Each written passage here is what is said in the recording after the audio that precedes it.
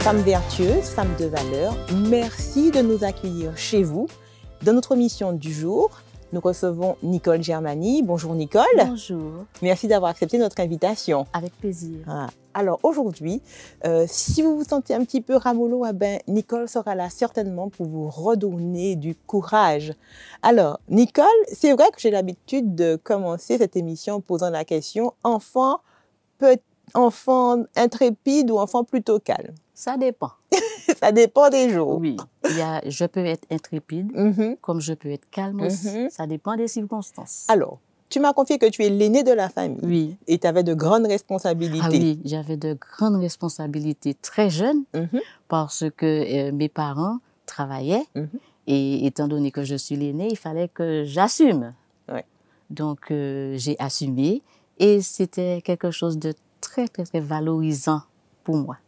À l'époque. Et avec tes frères et sœurs, on obéissait, il n'y avait pas de soucis? Oui, c'était des enfants très gentils. Jusqu'à présent, ils sont gentils. Ils sont grands déjà, mais ils sont gentils et tout. Voilà. Alors, tes parents t'ont confié un petit peu cette responsabilité très tôt. Oui. Mais est-ce que ils te donnaient quand même des choses? Nicole, on ne veut pas qu'il y ait telle chose ou telle chose. Est-ce qu'il y avait des choses, des valeurs importantes à la maison? Oui, parce que nos parents nous ont toujours appris à respecter les gens.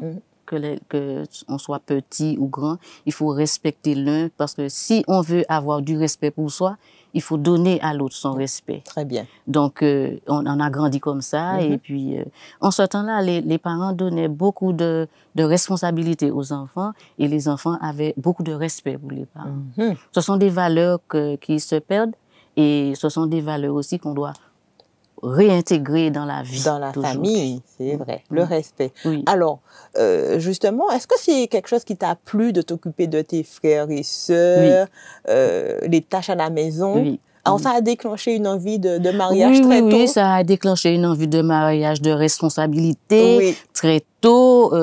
Par exemple, je disais à ma mère que j'ai envie de me marier très, très, très tôt, mais elle m'a dit non, tu vas attendre. Parce qu'il y a un temps pour chaque chose. Tu aimais être maman? Oui, oui. J'aimais déjà être maman, m'occuper de la maison, de mes enfants, etc. Voilà. Et toi-même, par la suite, alors tu t'es mariée? Oui, je me suis mariée. Et tu as eu combien d'enfants? J'ai eu 2 garçons, Yann et Yuri, qui sont mariés et qui nous ont donné à mon mari et moi chacun 2 petits garçons. D'accord. Donc tu es entourée de garçons? Oui, je suis entourée de garçons. Voilà. Et à la maison, justement, qu'est-ce que toi, en particulier, tu as voulu transmettre à tes garçons? Qu'est-ce qui est important pour toi? Eh bien, souvent, quand je rencontrais des gens, ils me disaient « Nicole, tu n'as pas fait de fille pour toi. Quand tu seras un petit peu plus vieille, tu n'as pas fait de fille. » J'ai dit « Non, non, non. Mes garçons qui sont là, ils font tout ce qu'une fille fait. » Ah, ça c'est bien. Ils font le ménage, ils font tout. Alors, je sais que quand ils seraient mariés, mes belles-filles n'auraient pas eu de problème. Elles seraient heureuses. Elles seraient heureuses et elles me le disent aussi. Ah, très bien. Voilà. Donc, tu as éduqué des garçons pour qu'ils soient responsables, qu'ils puissent tout faire à la maison. Tu n'as pas pensé, comme ce sont des garçons, je n'ai pas besoin de les apprendre ça ou ça? Non. Parce que quand mon aîné est parti en 2000 en France, on n'a pas eu peur, mon mari et moi, on le laisse, c'est un garçon, il est là-bas. Non, non. On savait ce qu'il allait faire. D'accord. Et on n'a pas été déçus. Et ça se passait déjà comme ça avec tes frères et sœurs? Oui. Tout le monde faisait tout? Oui, parce que je donnais à chacun une petite responsabilité, à la maison. Et puis voilà, ils ont grandi comme ça. Mais vous avez grandi à la campagne ou à On a grandi à la campagne, heureusement. Alors, quelqu'un qui grandit à la campagne, c'est une bénédiction. Une grande bénédiction. On a grandi à la campagne, on courait partout, surtout en période quand, par exemple, la période des mangos. Oh là là. Quand on arrive à la maison, on n'a plus faim, puisqu'on a déjà tout mangé dans la campagne et partout. Et puis, tout le monde aimait tout le monde. Le voisin, même si tes parents sont en désaccord avec le voisin, tu n'as pas le droit de passer devant la maison si tu dis pas bonjour. Pas bonjour, c'est ça. Ça. Donc, comme tu nous as présenté, le respect. Oui. Le respect de l'autre. Oui, le respect de l'autre. Et beaucoup d'amour chez vous. Oui, très beaucoup, bien, beaucoup. Très bien. Alors, tu m'as confié, je ne sais pas comment tu as fait, que tu as un petit bout de jardin d'Éden chez toi maintenant. Oui. J'ai un petit bout de jardin d'Éden en dessous de chez moi. Et il y a quelques membres d'église qui connaissent, hein, quelques membres d'église qui connaissent notre petit jardin d'Éden, parce que je leur dis tout le temps, on n'aura pas tous ces privilèges-là. Oui. Il viendra, et nous sommes déjà presque dedans, il viendra un moment où on n'aura rien. Alors, si vous n'avez pas rien, venez là. C'est ça. C'est ça. Vous allez trouver. Alors, en fin de compte, alors, nous avons parlé du respect, de l'amour, mais tu as un grand cœur, Nicole. Tu aimes accueillir, tu aimes aider. J'aime accueillir, j'aime aider, j'aime donner.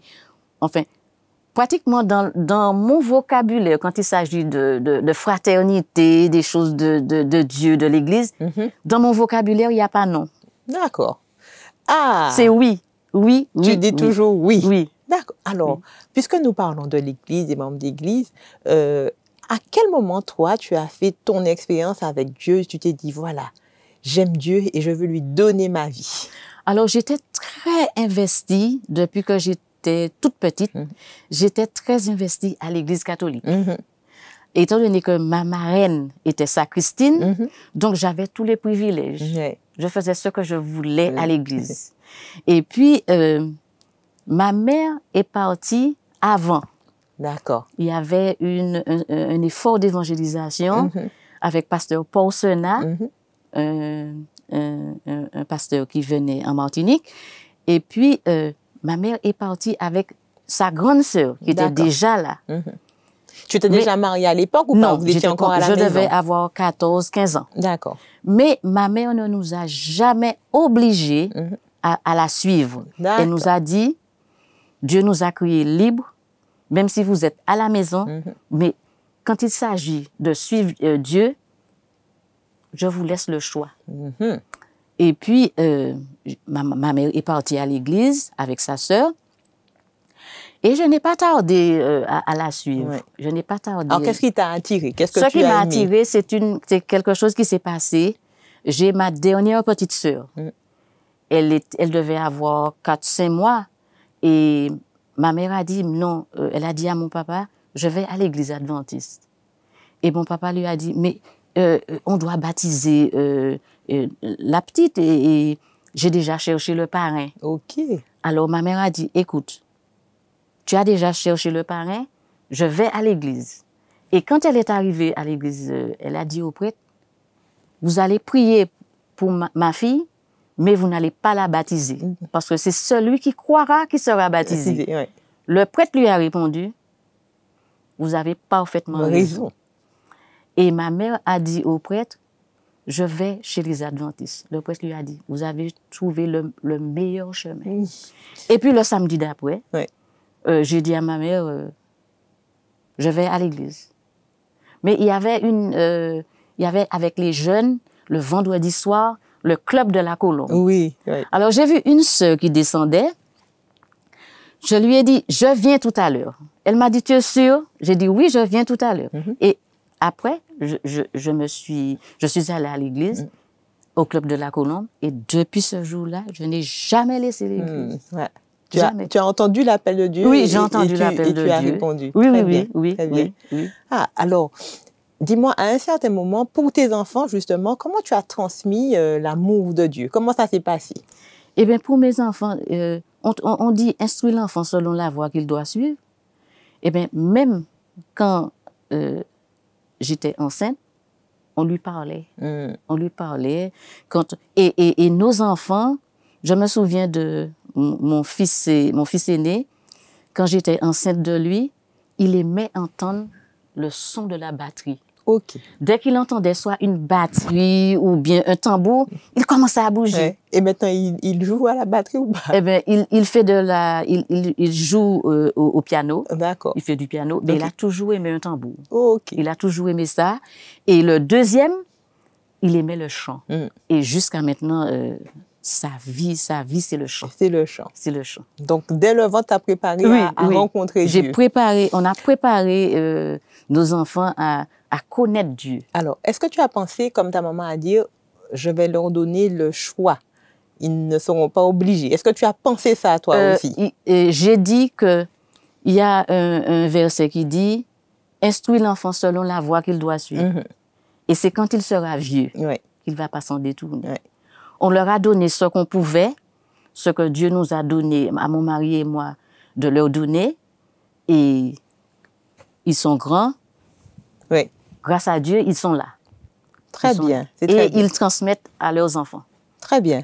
Alors, tu as dit, dès qu'il s'agit des affaires de l'Église, je ne dis jamais non. Je ne dis pas non. Alors, nous allons faire juste une petite pause et nous allons venir justement sur ce verset de la Bible qui te motive et qui, justement, te pousse toujours à dire oui, Seigneur. Oui, Seigneur. Femmes vertueuses, femmes de valeur, vous restez avec nous. Nous revenons rapidement avec notre invitée du jour, Nicole Germany.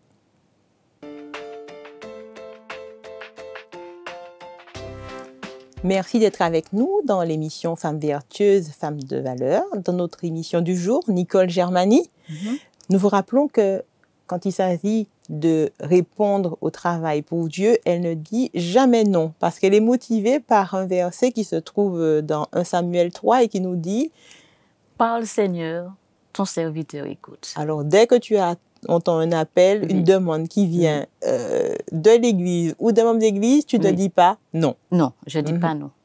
Je dis toujours oui. Oui. Et je m'adresse tout de suite à Dieu. D'accord. Alors, je voudrais faire vraiment un grand retour en arrière. Sur ta naissance, ta grand-mère était matrone. Oui. Alors, elle t'a mise au monde. Oui. Et tu n'as pas pleuré. Alors, je n'ai pas pleuré. C'est elle qui m'a rapporté ça, et ma maman. Alors, je n'ai pas pleuré et j'étais là. Mais elle se disait, cet enfant est né blasé. Et jusqu'à maintenant, je suis blasée. Alors, tu me dis, oui, on peut m'identifier comme ça, parce que c'est ma naissance, je suis née, voilà. Tu ne te presses pas. Je ne me presse pas. Sauf pour les choses de Dieu. Oui. Tu es toujours d'attaque. Je suis toujours d'attaque et encore. J'aime beaucoup le poème Le lièvre et la tortue. Jamais pressé. Tu es la tortue. Oui, je suis la tortue, mais ce que le lièvre ne savait pas, c'est qu'il y avait déjà une autre tortue là-bas.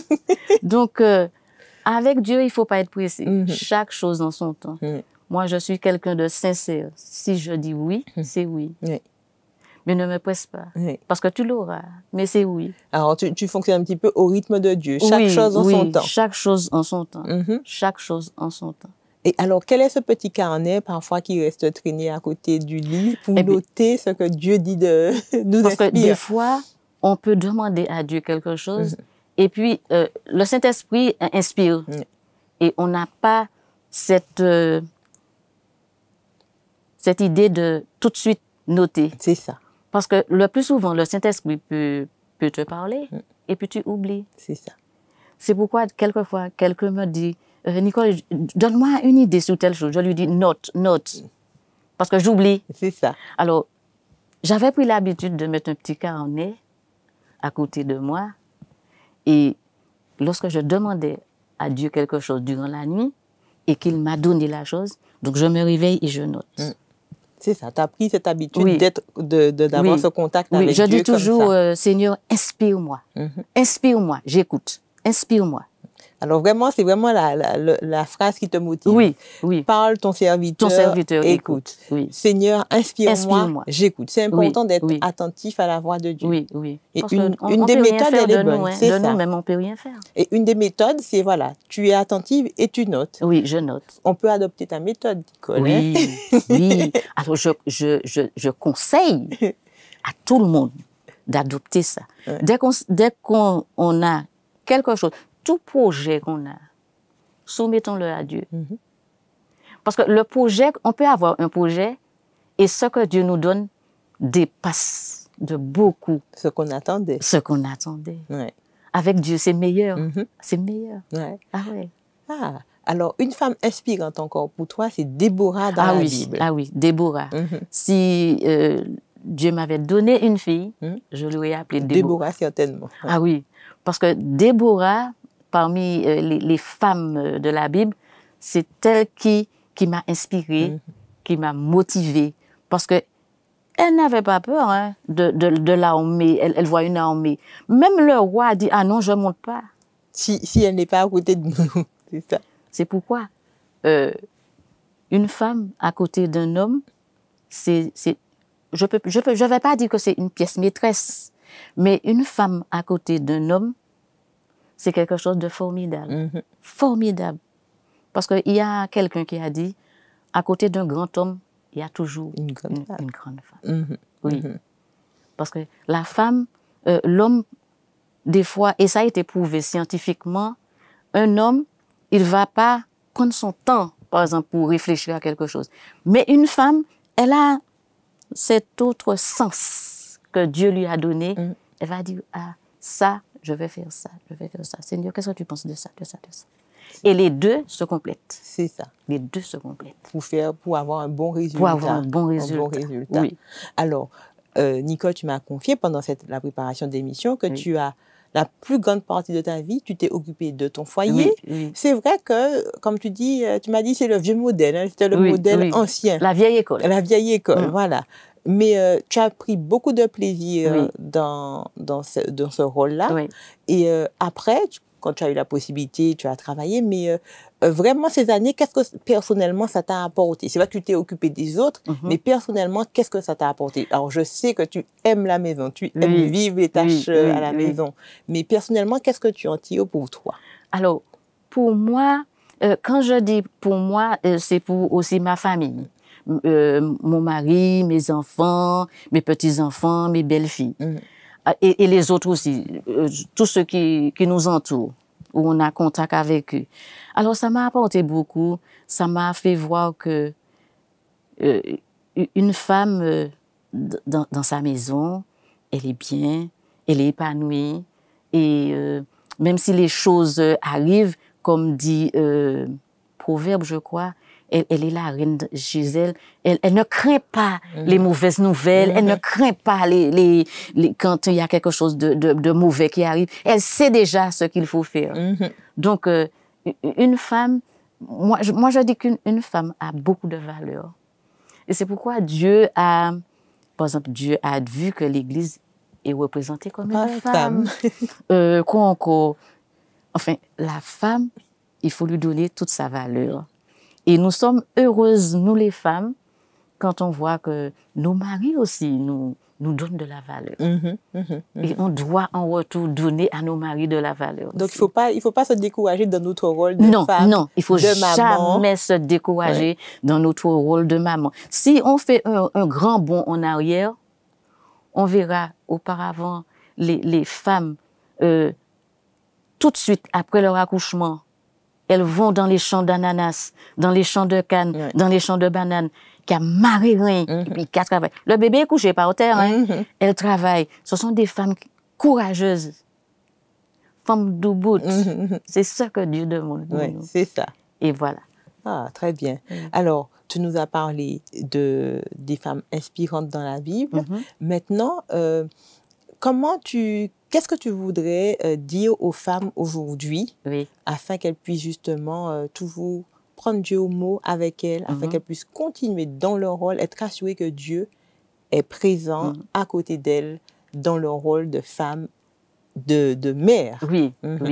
Parce que je vais surtout m'adresser aux mamans, aux mères, mais aussi aux femmes qui n'ont pas eu ce privilège d'enfanter. Dieu sait pourquoi. Dieu sait pourquoi telle femme n'a pas eu le privilège d'enfanter. Parce que, en fait, elle n'a rien perdu, la femme qui n'a pas eu d'enfant. Parce que tous les enfants sont à elle. Moi, j'ai 2 garçons, mais mes garçons ne sont pas à moi toute seule. Mes garçons sont à toi aussi. Ah oui, c'est parce qu'à ce moment-là, occupons-nous de nos enfants, des enfants des autres qui sont les nôtres aussi. Parce que dans ce temps où nous sommes, quand on voyait auparavant, tout le monde s'occupait de tout le monde. Des enfants, oui. Tout le monde s'occupait de tout le monde. Dans un village, eh bien, l'enfant, il peut avoir 25 mamans. Alors maintenant, comme le temps est devenu un petit peu dur, parce que le temps où nous vivons, c'est pas un temps qui est bien, surtout pour les enfants de maintenant. Il faudrait que nous fassions de notre mieux, tout ce qu'on peut, aider nos enfants, les aimer, ne pas avoir honte, parce que le plus souvent on dit, c'est moi qui maman, moi pas ni doit abaisser quoi moi. Non, humilions-nous devant nos enfants. Ils ont besoin de... Un enfant a besoin de respect. Parce que c'est un être humain. Un enfant a besoin de respect. Moi, je n'ai pas honte de m'abaisser devant mes enfants.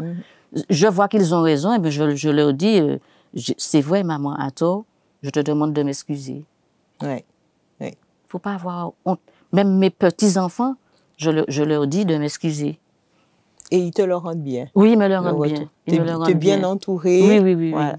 Bon, eh ben, Nicole, ce que nous retenons, eh ben, femme d'action, oui. Femme qui aime la fraternité, oui. qui aime accueillir. Oui. Et puis, tu gardes toujours l'envie, justement, de donner en tant que mère, en tant que femme. Oui. Tu es attachée à ta maison. Oui.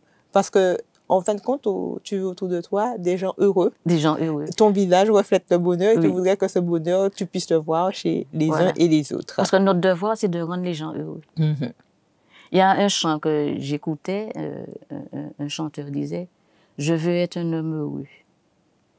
Alors je me suis dit « Non, il ne faut pas que tu dises que tu veux être un homme heureux, même si tu es passé par des péripéties. Mais moi, je dis « Je veux rendre les gens heureux ». Ça, c'est une belle phrase. Oui, ça. je veux rendre les gens heureux. Et je suis heureuse lorsque je vois que quelqu'un est heureux. Oui. Ça me fait penser à ce verset et nous allons terminer comme ça. Dieu a conçu pour nous des projets de paix et de bonheur. Et de bonheur, donc, et non de malheur. Quand on cherche le bonheur, il faut commencer par donner ce bonheur.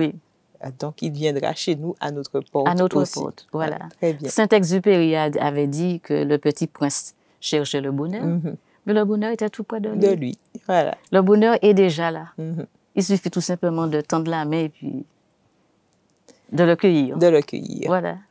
Ben, nous vous invitons à aller dans le jardin d'Éden de Nicole. Certainement, là, nous allons retrouver toute la joie de vivre. Voilà. Et le commencement, sinon le bonheur.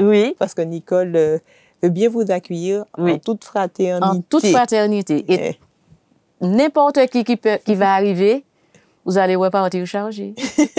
Moi, je sais que je repartirai chargée aujourd'hui. Chargée de bonnes choses à manger, mais aussi chargée de bonnes paroles que Nicole a bien voulu partager avec nous. Aujourd'hui, dans l'émission Femmes vertueuses, Femmes de valeur, nous te remercions encore une fois. Et c'était avec plaisir d'être avec nous dans cette émission. Et nous vous invitons, femmes, à pouvoir vous inspirer de ces femmes qui ont pris Dieu avec eux. Dieu leur soutient, Dieu leur force pour pouvoir continuer et arriver jusqu'à ce que nous le revoyions. Cette cité retrouvée, cet Éden retrouvé, où le bonheur sera là pour toujours, un bonheur éternel. Merci de votre écoute et de votre attention dans notre émission Femmes vertueuses, Femmes de valeur. Nous nous retrouvons prochainement avec une nouvelle invitée.